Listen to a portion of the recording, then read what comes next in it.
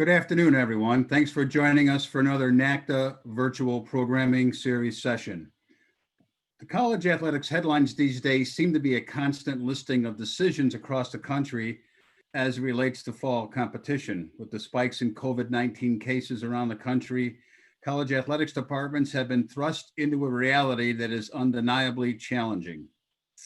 This afternoon's discussion, titled "To Play or Not to Play, Difficult Decisions in Challenging Times," will outline numerous factors that conferences and institutions have considered to this point in the ongoing conversations of whether to modify, delay, or completely cancel fall sports seasons. As a staff, we try to stay as current as possible with topics.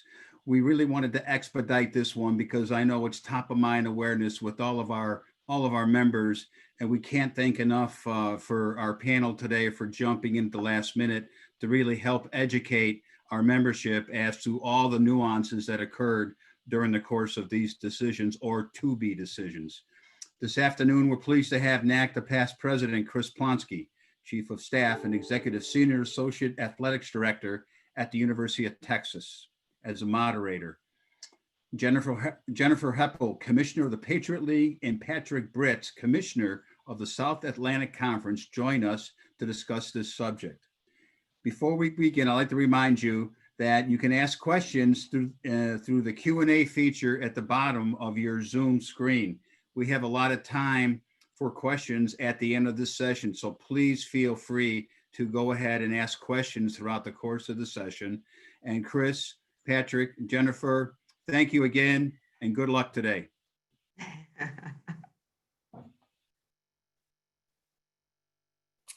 Well, thank you. And welcome to our remote listeners and watchers and viewers. I particularly want to thank our panelists today, two longstanding executives in our industry who I know, like all of us, have been participating in a lot of thoughtful, diligent discussions with regard to the state of our campuses and the state of our conferences with regard to the health and safety, not only of our student athletes, but our staff members and our fellow constituents in higher ed. Jennifer and Patrick, I wanted to thank you again for being here. And could you, each of you, talk a little bit just about how you got to your chair, just for a minute? I think it would be great for our audience to know, even though we're all in this COVID environment, this certainly isn't first rodeos for anybody. Our listeners might find it interesting in terms of the path to the chair you have here, because I think we all share the love of our industry and our abilities to get to leadership chairs as you are in. Sure, I'll go ahead first, Pat. Thank you, Chris. And I will start by saying that I'm, approaching almost 30 years working in college athletics, and the last 4 months have felt like an equivalent time frame to that in many regards. So it's interesting to think back over the start. I am finishing my 5th year as commissioner of the Patriot League. I have prior experience working in the Big Ten Conference office, as well as on campus at Georgetown University and the University of Hartford. And stealing a little bit of Pat's thunder here, but I think it probably feels like a lifetime ago for both of us. Pat and I were colleagues at the NCAA for a brief moment in history. Patrick?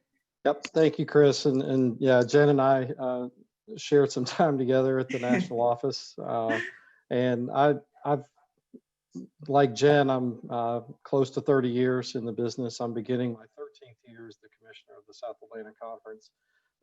Very fortunate that I've worked at 2 conference offices, 2 Division I institutions, the national office, as well as the National Coaches Association. So pretty wide breadth of experience. And I've always kind of felt like the conference office environment was best suited for my skill set and my personality, and I've just enjoyed it, obviously, as I'm beginning my 13th year. But like Jen, I think the past 4 months have been equivalent to about the first 30 years. And before all this started, I did have brown hair. Definitely, I think we're all feeling the crunch on this, and I think we can all only say I don't know, or things could change so many times, and that's pretty much all we've said the last 4 months. And each of you as commissioners are working with multiple presidents, coaches groups, institutions, communities. And if you would just take us, this all started in March when we were all called home from our various championships and said, we're not going to continue. And again, it seemed like March and April, many campuses were focused just on getting through the academics semester remotely. Some campuses going remotely very quickly, and some for the first time in a large way. And I think as summer has approached, and knowing how our cycle is in athletics, that as you get to late spring, you have your championships, but you also begin to have your conference year-end meetings. Maybe each of you could share, starting maybe in June, when things began to really across the country and across the nation sort of coalesce with the areas of the nation that were under siege with regard to ICUs overrun and hospitals. And as you were impacted with your constituents, maybe each of you could take maybe what happened in June and then roll forward to what you maybe most recently, including this week, may have been discussing with your constituents that you serve. And Pat, why don't you keep going, and then we'll go back to Jennifer. Okay, thanks, Chris. Yeah, I would say around early June, we were sort of all in at that point. We're in the southeast part of the country, 4 different states, North and South Carolina, Tennessee, and Virginia. And obviously South Carolina and Tennessee were one of the 2 earlier states to open up, so to speak. And North Carolina has been much more conservative, and Virginia has been as well. But you know, we've been doing monthly Zoom Q&A calls with myself, and basically just trying to inform our constituents of where we are. And for the one that we did in early June, I mean, I sounded like the mayor from Jaws. I even I said, we will be open for business, and really did feel like we would be. And then, you know, quickly over the next 3-4 weeks, things changed very drastically. As far as you indicated, Chris, the increased number of cases, the urgency on testing, etc. So we have really slowed down that mindset for sure. And the last 2 weeks in particular, we have been aggressively looking for alternative solutions. We have not gone the route that the Patriot League and other conferences have at this point, as far as suspending or canceling, whatever term you want to use, the fall seasons.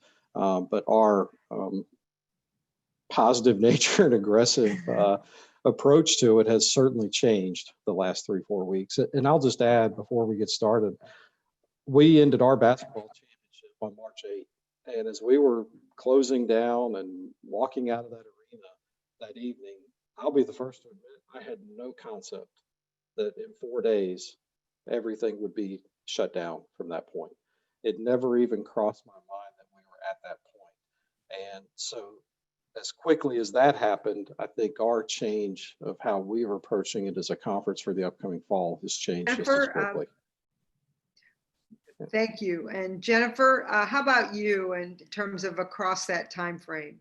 Right. I think for us, and I'm going to go back just a little bit earlier, and this could be a reflection of the Northeast, and we were hit hard, and we were hit earlier than as Pat described his geographical region. And so I think we very early in conference conversations were managing through what really was in April and into May for us,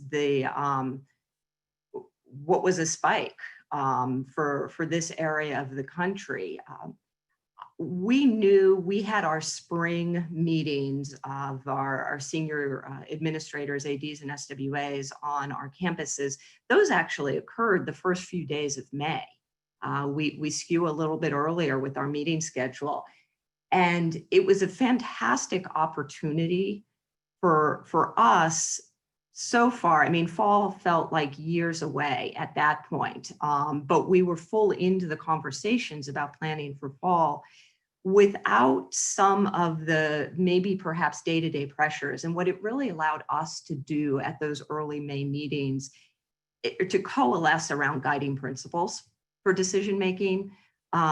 We were able to define 3 or 4 guiding principles that just really emphasize that any decisions regarding athletics in the future would be grounded in health and safety protocols and policies that our institutions were making for the institution as a whole and the student body. So we established those in early May. And in retrospect, I think it was very helpful in grounding us as time went on and we moved into June. And it became a little bit more front and center. We announced a decision in mid-June that really set guardrails around how we might envision participation and competition occurring in the fall. And front and center in that was stating that our student athletes would return to campus at the same time as our student body. The effect of that really was to delay that ended up automatically delaying the start of competition for us. We made that decision in mid-June. Our institutions were closed. They were still closed. They're closed right now. We're just going to start to try to reopen in late July, early August. So bringing student athletes back early for us just wasn't part of how we operate from the institutional perspective. So that was a big decision for us in mid-June. Obviously, the conversations continued. We made the decision in mid-July. Our Council of Presidents made the decision. And by the way, the presidents were the decision makers all along. The athletics director is very involved, providing consensus points of agreement to the presidents. But our presidents were the decision makers. And in mid-July, they announced the cancellation of the fall season. So and Jen, of your institutions, have they made determinations of what their fall semesters will be? Is it a hybrid? Is it in person, or are they still waiting? Those announcements were made in mid to late June by all 10 of our institutions, which stretch from DC, Washington, DC, up to Boston, and then west into Pennsylvania, central Pennsylvania, and western New York. And at the time those announcements were made in late June, everybody was attempting a reopening. Today, we had the first institution announce a transition to full remote learning for the fall. So that was, of our 10 institutions, we had the first one announced today. Sorry, I lost volume. I'm not sure. Patrick, how about your schools? Have they made a determination for their fall structure academically? As of now, everything is in person.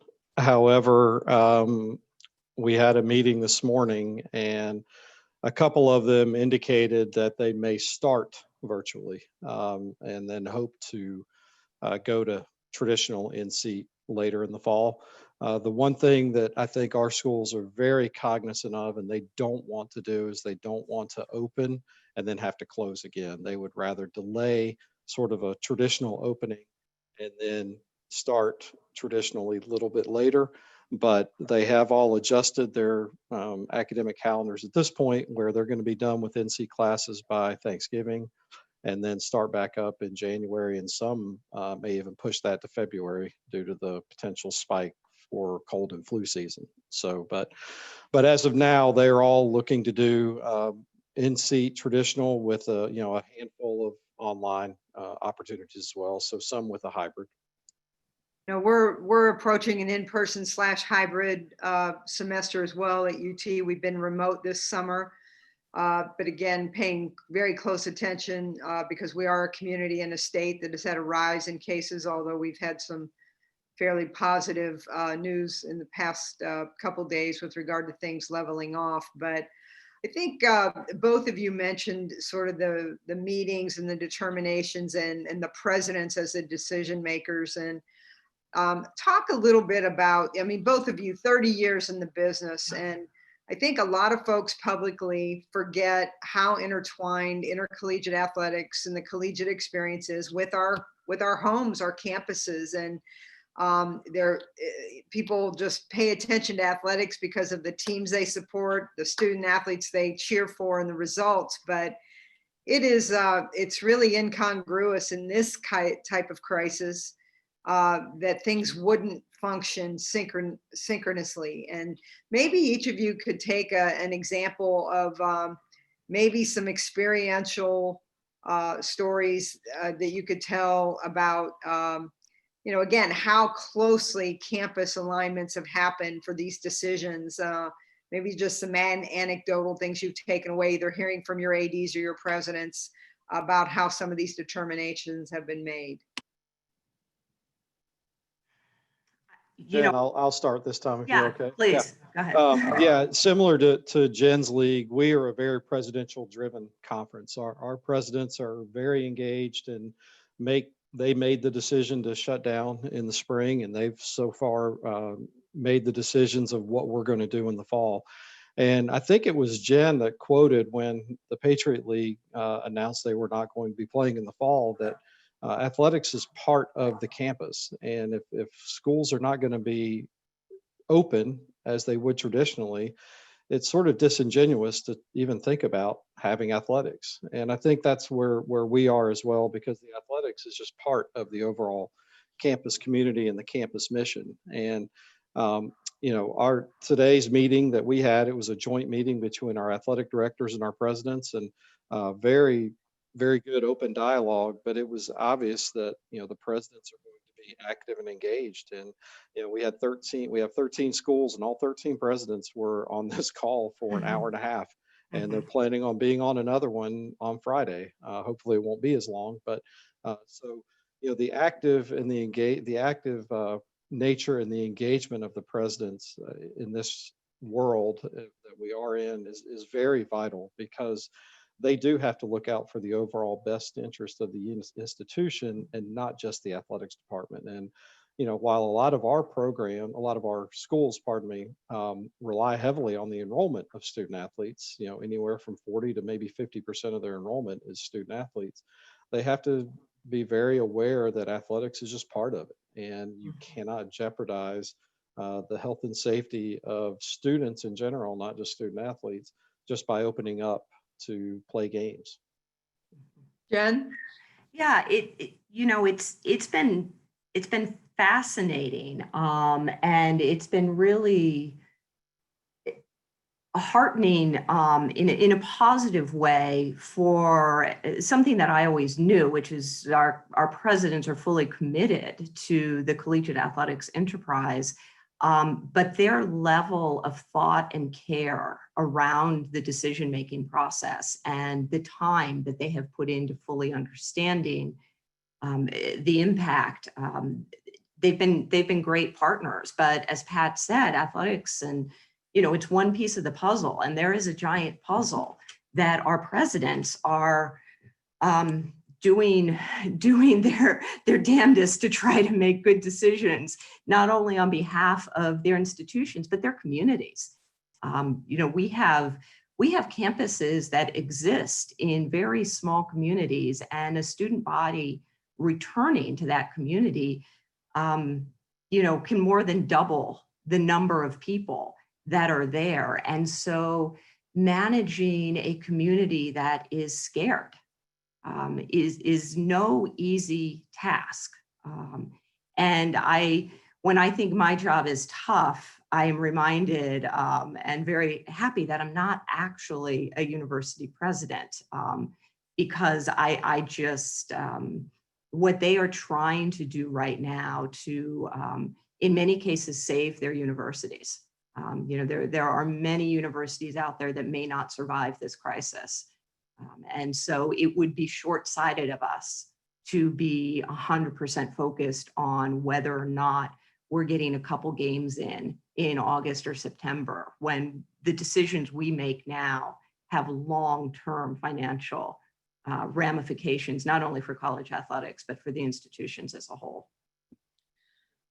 Yes, the very place of intercollegiate athletics in a university setting is precisely what's front and center now. And I think you've articulated, both of you, very well.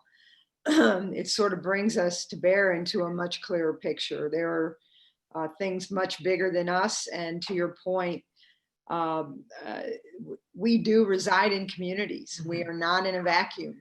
And I know when I first moved to Austin, Texas in 1981, I think there were 325,000 people in Austin, Texas. It was the best kept secret in America. And that number now is well over 2 million. And so the impact of a 52,000 person campus in a community of that size, you bet, it's significant, as it would be in a smaller community where, like you said, if the kids are back and the students are back and operations are in full tilt, all of a sudden a very small, quiet, community doubles up, and the energy is back, and businesses are booming because of it. But in this environment, it's quite different. I talked a little bit about how we all work on behalf of our student athletes and our coaches, and the coaches who identify these young people to bring them to campus. And talk a little bit about how your coaches have been responding to this stress. It's hardest on them, we believe, and on our kids, the student athletes. But talk a little bit about the things that you've gleaned from coaches, that maybe if there's some things we can pull out positively. I mean, eventually we're going to be working through this, but maybe you can mention how critical the role of the coaches has been throughout this process of dealing with COVID. Yeah, it's been interesting to me, and I can often be removed, a little bit removed from the day-to-day interaction with coaches. Number one, not being on a campus, but then also not being the person in our office who's directly managing head coach groups or working with championships. So I've attempted to have more direct reach out to coaches, just to be available and to answer any questions, and try to be as transparent as possible about the challenges that we are facing, not only over the last few months, but for the coming year. Our coaches deserve honesty and truth, because that's what our student athletes deserve. These are big decisions that have been made and will continue to be made. I have, with the coaches, they're the ones, they have the creativity. Their ideas about how, okay, so we're not competing this fall, but competition is one part of the student athlete experience. It's an important part, but it's not the only part. So what else do we do to provide that Patriot League experience that is why our student athletes come to our campuses? And it's not just about competition. And so the coaches, I think that's where most of the creativity lies. It certainly does not lie with me. I am not a creative person at all. So I rely on the folks that are really feeding off the student athletes on a day-to-day basis to re-envision what that student athlete experience is going to look like. So Patrick, you've worked with the Coaches Association in your past world, and know very well how they tick. And again, you're not at the point in your league where Jennifer's league is with regard to a definitive fall.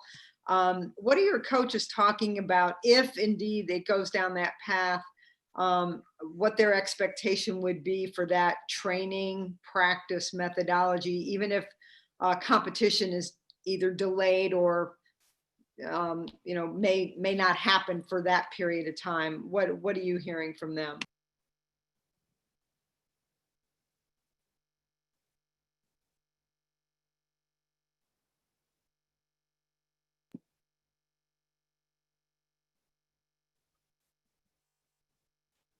Pat, can you hear me okay? I may have lost my audio. No, Chris, I can't hear Pat either, so he might be having. All right, until he returns, let me jump in here. I'll just share maybe as a sub-panelist here for Texas. Sorry, I'm back. Oh, Go ahead, Chris. just in Sorry, time. I'll share my having. thoughts after yours. Go No, ahead. go ahead. I'm having internet connection problems. Go ahead. You start and I'll finish up. Okay. Again, we've been in a remote environment learning for the summer as well as we were in the spring, but we were able to onboard 4 teams here at UT football in early June. Again, a week of diagnostics, the typical physicals, which now include obviously COVID testing, in a very social distance environment. I thought our football staff was brilliant in establishing the voluntary activity environment outdoors. We're lucky.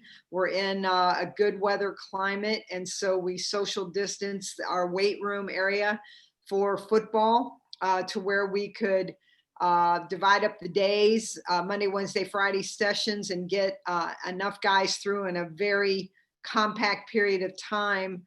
At one point, I thought our guys were going to have to be out there from 6 a.m. to midnight, but being able to have multi-stations for weightlifting, et cetera, really worked out well.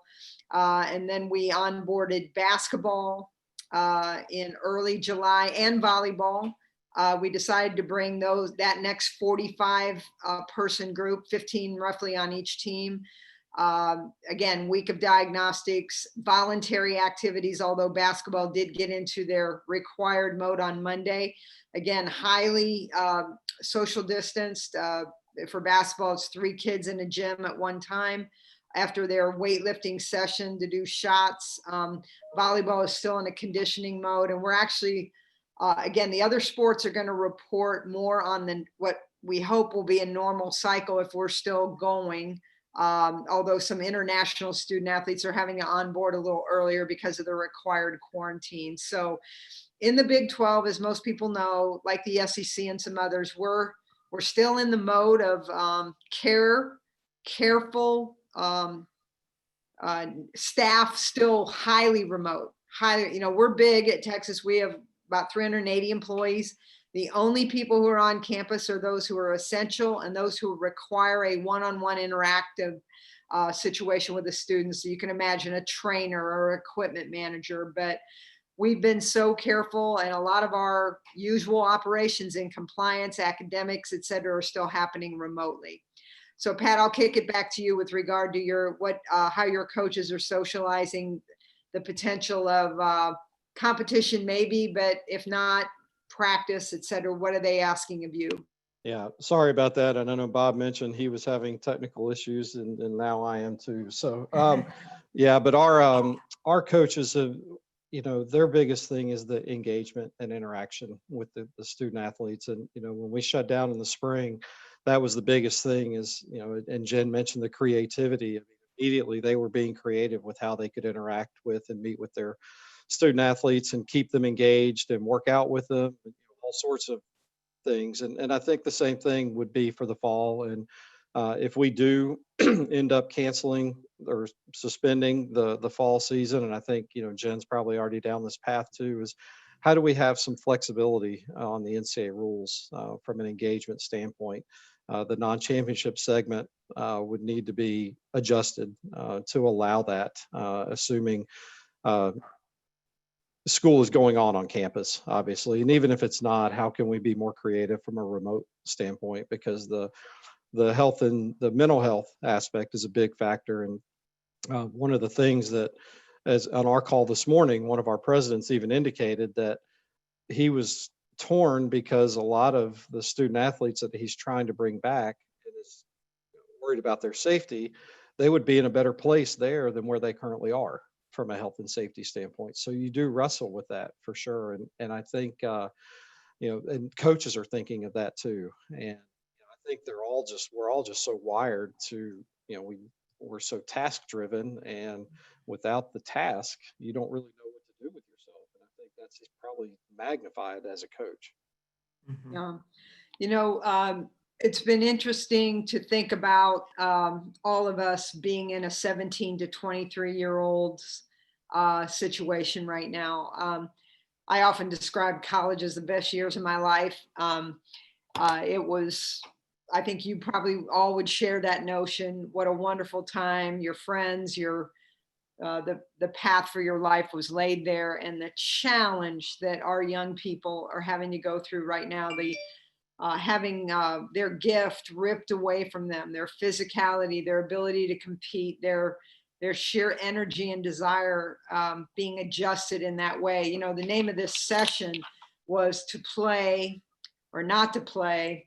And I kept fiddling with that as I wrote it on a piece of paper. And I thought, okay, to play normally or to play adjusted, not to play normally or not to play adjusted. Talk a little bit about what each of you have thought about, that there may be something, as tough as this is, that we may be learning about how we ought to administer college sports in the new normal, which I think we can all fairly say we're probably not going to go right back to the way we were easily or the same because of either economic impact. We've learned a lot about the social justice conversations over the last 3 or 4 months. I think we're all adding new thought processes to the way we're working with our student athletes and even in our own communities and with campus. But talk about some things that you think might be the reality when we do get back to some phase of what we had experienced as being, you know, again, an entity that offers competition in academic and higher ed access to young people. What do you think, maybe a couple of definitives that are in your minds right now? You know, from two sort of very divergent thoughts there. One, from a conference office perspective, and, you know, having lived through some challenges well, everything's challenging now, right? So we'll just start that as the baseline. But in the Patriot League, we're 10 different locales, but our advantage is that we're all in the same region of the country. Where I have seen colleagues, and it was still an incredibly challenging, difficult decision-making process, but we're in the same region. And there are some great advantages that come with that, not only in terms of current decision-making, but we recognized them before in terms of how we were able to set up our competitive schedules to align with the academic load of our student athletes and restricting travel. And so when we first started looking at different models for this coming year that really reduced our travel footprint as a result of COVID, it wasn't too far stretched from our normal being. And as I, you know, listen to colleagues and challenges that other conferences might be faced with decision making, those that occupy multiple geographic regions, while we're all nationally and internationally impacted by the virus, we've seen the sort of ebb and the up and down in different regions, and it has become so politicized. And just trying to manage that from a geographic perspective, what the long-term implications are of that, I don't know, but I think we would be remiss if we didn't kind of refocus ourselves on the footprint that perhaps we should be occupying as conferences. I love that comment. 10 and regionalization is a beautiful thing. Patrick, you've got the same benefits. You've got a 4-state region, and you've got more schools, but not many more schools. And that's got to be something that you're thinking is a bounce backable, if you will, if that's a term. I think both of you are sitting in those kind of viewpoints. Yeah, I would agree with that. And it's somewhat comical. Every once in a while, we'll have meetings and some of our schools will complain about the length of a trip. And I will just pull out map of the Rocky Mountain Athletic Conference, which is another Division II league out in Colorado. And that usually ends the conversation as far as complaining about the travel. But I do think that's part of, but even along those lines, as compact as we are and as similar as we are, right now we're dealing with this decision of whether we continue to try to play or not. The state of Tennessee, where 3 of our institutions are, the governor has mandated that in order to play, you have to follow the guidelines of your national governing body. So the standards that the NCAA recently put out, they would have to follow, where South Carolina does not. So, from a testing standpoint, to be quite frank, none of our schools can really afford the testing that is recommended by the NCAA. So the state of Tennessee schools would not even be able to play if we chose to move forward despite that. So, even in that same region, we're still miles apart from that standpoint. But Chris, I think one of my favorite lines from a geographic standpoint has to do with your league. And I say it very often that, one of the silliest things I think in our profession is going from Morgantown, West Virginia to Austin, Texas to play a women's tennis match. And the only thing more ridiculous is going from Miami, Florida to South Bend, Indiana to do the same thing.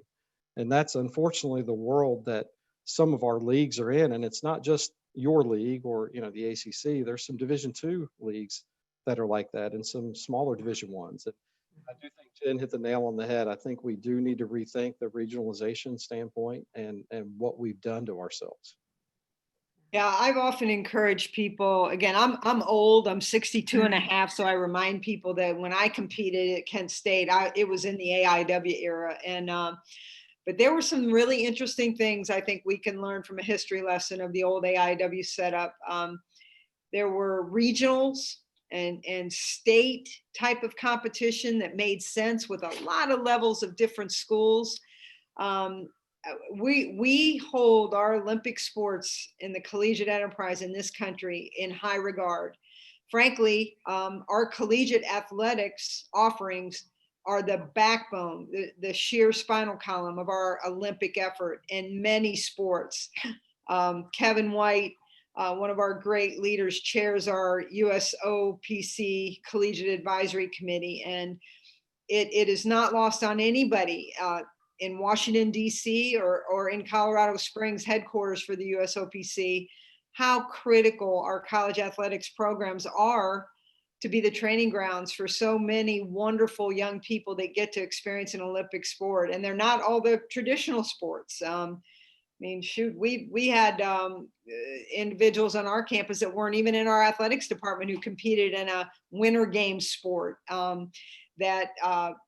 again, we meet them because they're an elite athlete. But at this point, we've got to start thinking about how much we can sensibly impact the future of our enterprise by doing things potentially differently. And I think we all know Title IX is not going away. It's been the single best thing to balance our campuses. Talk about enrollment opportunities. I mean, the fact that we do have men and women's athletics at a high, robust level now is wonderful things for our college presidents and our campuses.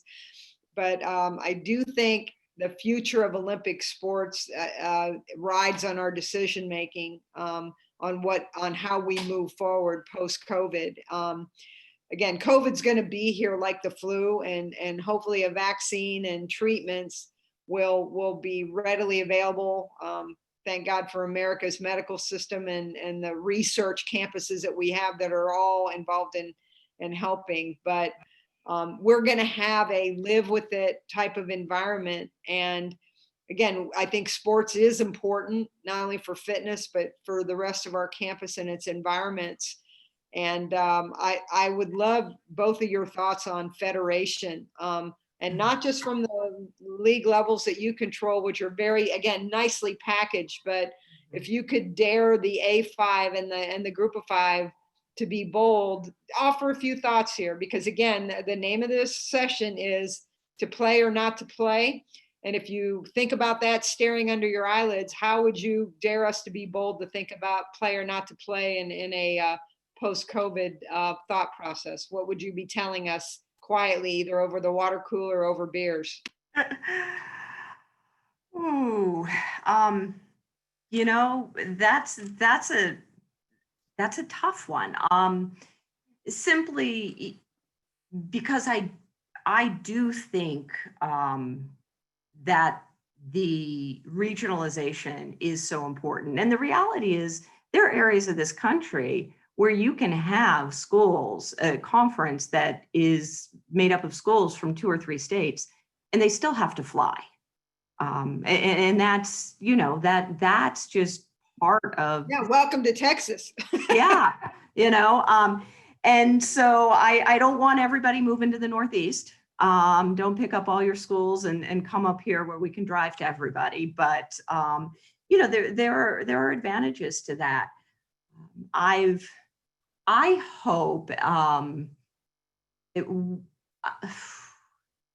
I don't know, Pat, do you have the perfect answer? I can sit here and spin my wheels a little I bit. have no Why answers. don't you go there? Yeah. No, I mean, I think unfortunately it's going to take some time if we want to make some substantive changes. I think we've created, and when I say we, I mean, this is a collective we. We have created the world we're in. I'm not pointing fingers at anybody. We've created the world we're in. I think we have, you know, overspent a lot of things. I think we've sacrificed a lot of sports for the sake of 1 or 2. And I think we need to rethink that, not only at, you know, the Division I level, I think at all of our levels. And, you know, from a federation standpoint, Chris, I think we're good. I think there's pros and cons to both. I think there's some great advantages to not being federated, but there's some great advantages to being federated because there's some things that the University of Texas and other schools like yourself want to do and are able to do. And there's schools that just can't do that or they don't want to. So I think that federation is good.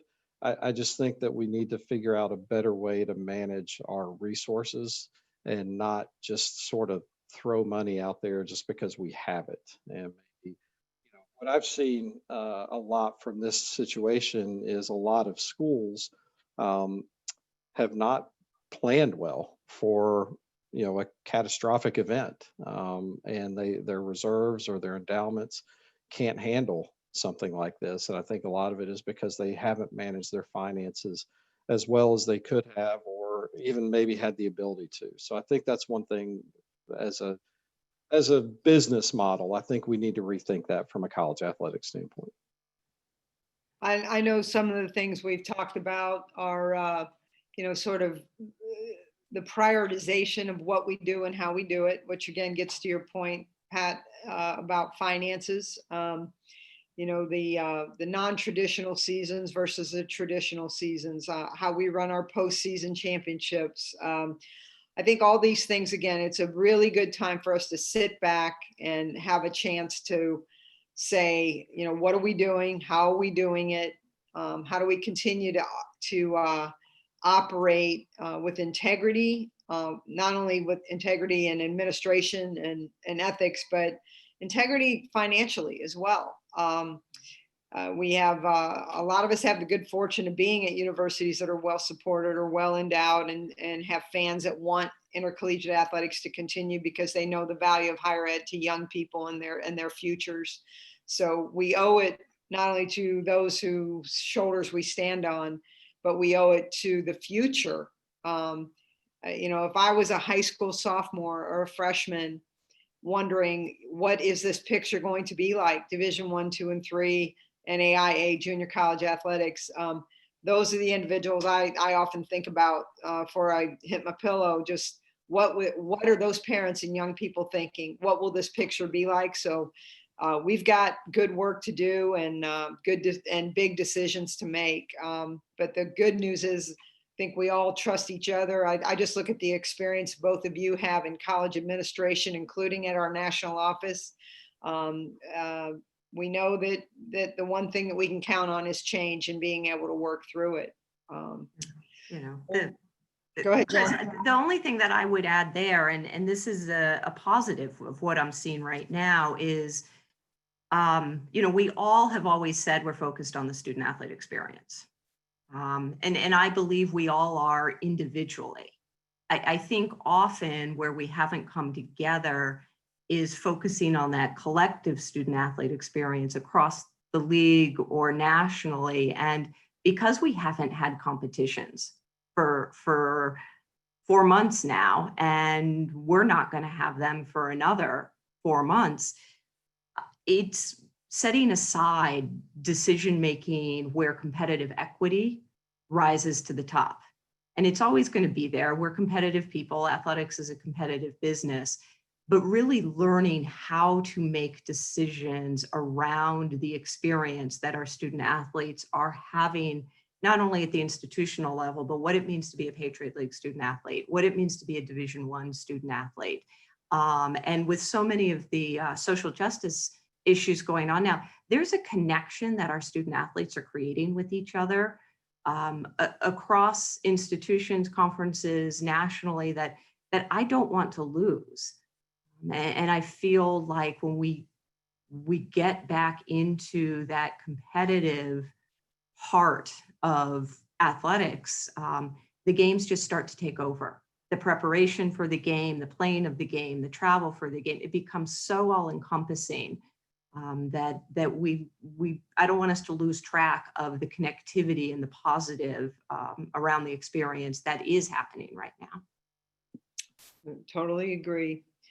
I think one other thing I think, we mentioned about the cost of testing, and that's the most daunting piece of COVID, especially from any public gathering. I mean, we have fine arts buildings that are not going to be able to offer concerts and shows and visual arts events. The testing right now is an expense that if we play, and again, the Big 12 is still hopeful of playing, Right.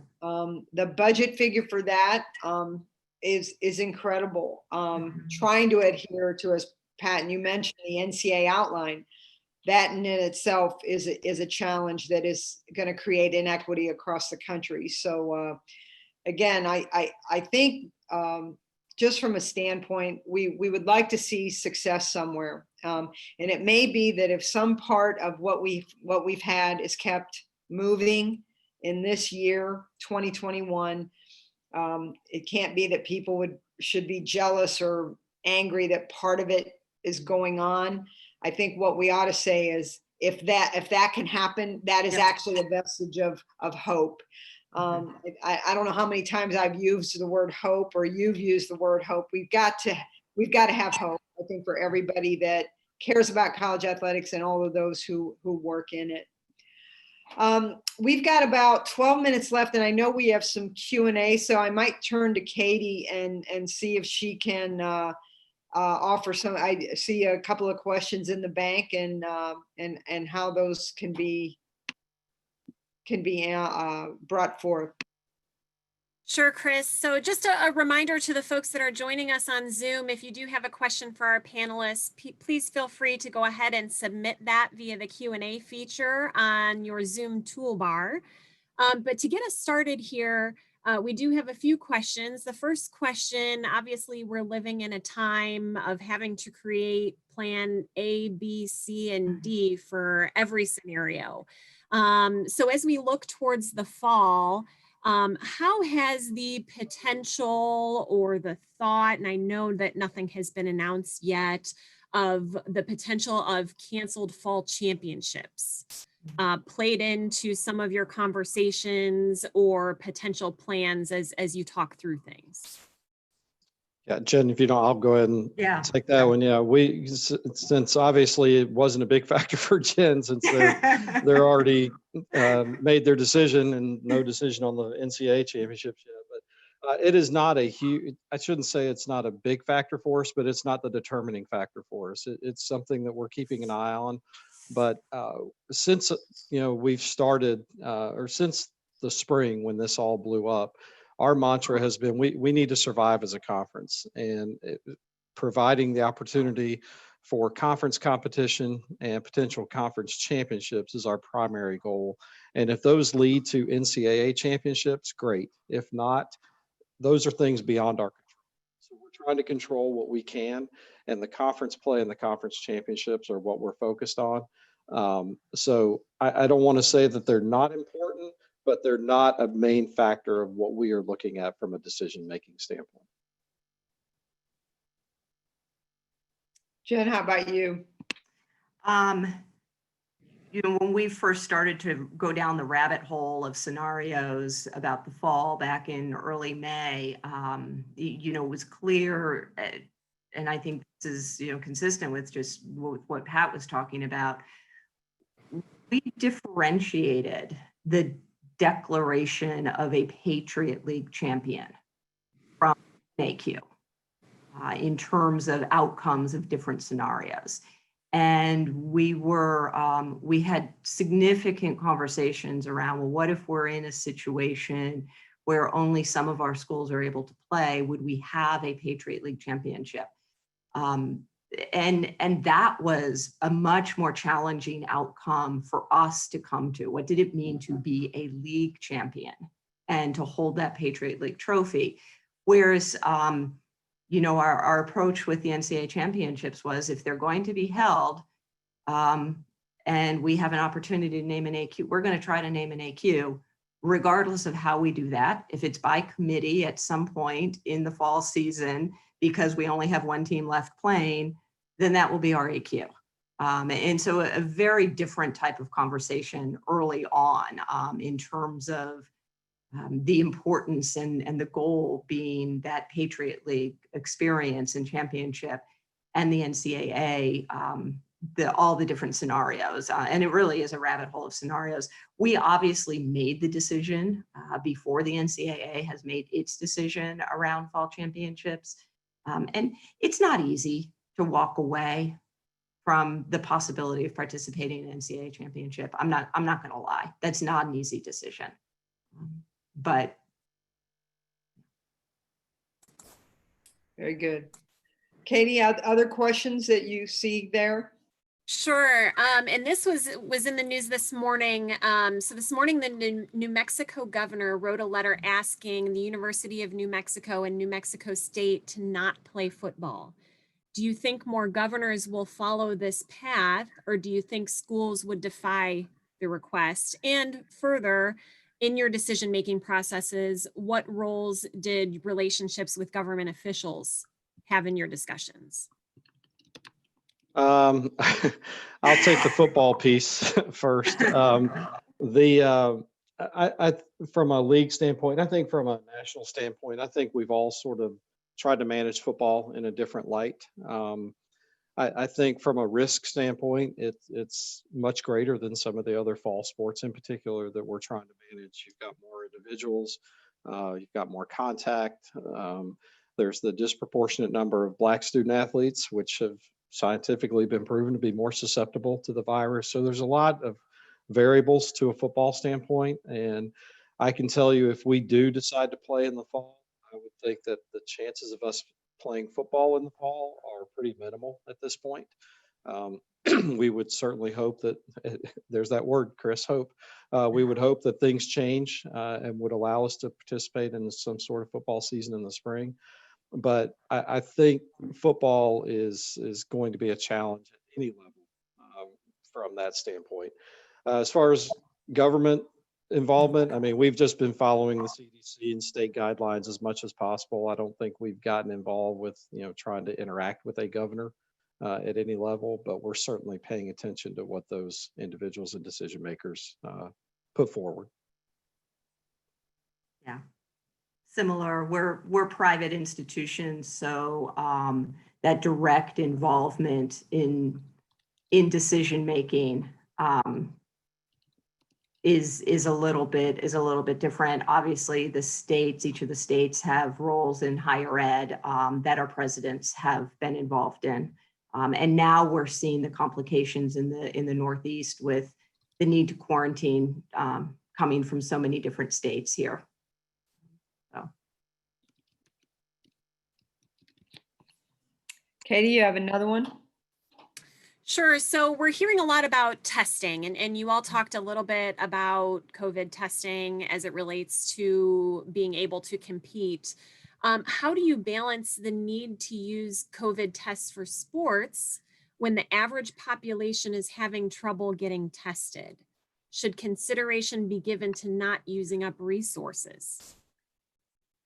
Um, I'll personally just take that just for a second, since I've said, I think the testing is really community by community.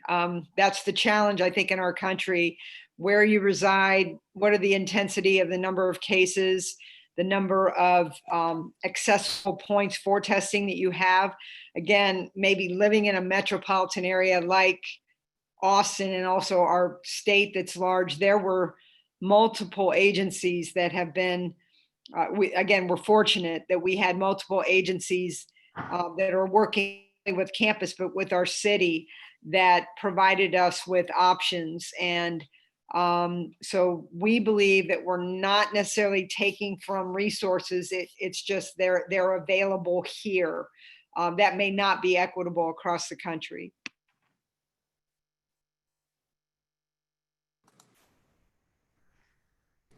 Okay, and then let's talk about student athletes a little bit. I know that Jen, you had mentioned in your comments how the student athlete continues to remain central to what we do. And obviously with some of these decisions, this is significantly impacting student athletes, and mental health is a big thing. So can you talk a little bit about that, about how you're advising your institutions, or how your institutions are helping to manage that aspect of it, and making sure that the student athletes are remaining well, not only physically, but mentally? You know, this is where I really credit those in our athletics departments and the coaches in their ability to really pivot almost immediately back in March and move into our new virtual environment of trying to provide support to our student athletes and encouraging creativity in connection among teams and even across the league. You know, the NCAA did the survey back in maybe April or May. It all blurs together to me, where they did the survey through the Student Athlete Advisory Committee, and I thought the results of that were very helpful. And I'm probably going to end up with some angry messages from NCAA research, but they were able to break that down to us on a Patriot League basis. And so we could see the responses and the needs of our collective student athletes in the league. And that has been very helpful in sharing with our institutions and maybe providing a little bit more focus into the areas and supporting student athletes during what is, as Chris said earlier, I mean, this is it's a crisis operations for us, but it is a traumatic experience for our students and our student athletes.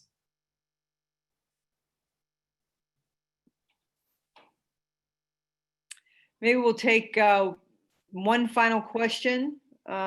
Katie? Sure. So this again is related to the student athlete experience, but if there is no season or a limited season, where if you start, you have to start, where if you start, how will that affect student athletes' eligibility if you start, and future incoming players and the availability of scholarships? That's a tough one for sure. And I think, I think we would all hope for some flexibility like we got in the spring with the senior student athletes from the NCAA from a rules perspective. But I do think the schools, unfortunately, are going to have to manage that on their own as far as if a student athlete wants to return, can they handle that either financially or from a roster standpoint? I think there's going to be some flexibility there, but I do think that it's going to be an individual institutional decision at the end of it. But I certainly can't imagine that if someone plays, half of a soccer season and then things get shut down, that they would not have the opportunity to come back next year if they chose to. I just can't imagine we would be in that world. Agree. Well, thank you, everybody. This has been a wonderful session. A couple takeaways that really struck me. Again, I'm a member of that 30-year club, guys. So I think we're unanimous in that regard. A couple of takeaways. The regionalization makes perfect sense. A lot of things we got to think about. That's one of them. I think while we address today's issues, we also have to keep a little glint of our eye in the future, because this will go away. We're in America. We will get over this, and we have to really set the stage for what the future is going to look like. But we do have to solve today's problems. The financial models, we got to look at those. Obviously, we talked about that. Will today's model be sustainable tomorrow? Don't know. And then lastly, it was kind of unique when Chris was talking about, before her head hits the pillow, she thinks about those freshmen and sophomores. I think about, we have a responsibility as administrators. We need to create a sustainable platform like our predecessors did for us. We need to come out of this COVID virus with a sustainable platform for tomorrow's administrators. We cannot, that's our responsibility, and that's the legacy that all of us could lead. So Chris, Jennifer, Patrick, thank you. We will be having more of these type of sessions because I think they're so important, and it really gives our membership different perspectives on what all of us are thinking and going through. So thank you all very much, and everyone out there, be safe, and we'll see each other soon. Thank you. Thanks, everyone. Stay safe and healthy, everybody. Thanks.